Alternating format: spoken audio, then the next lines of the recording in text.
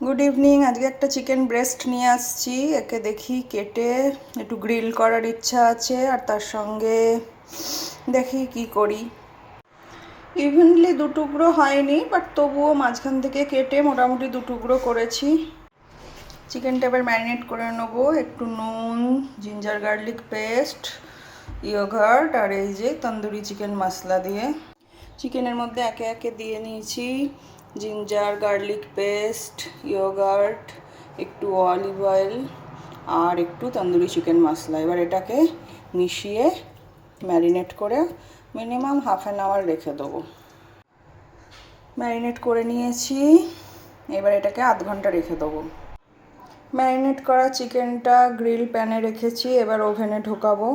ওভেনটা প্রিহিট করে রাখা আছে, এবার এই যে ঢুকিয়ে দিচ্ছি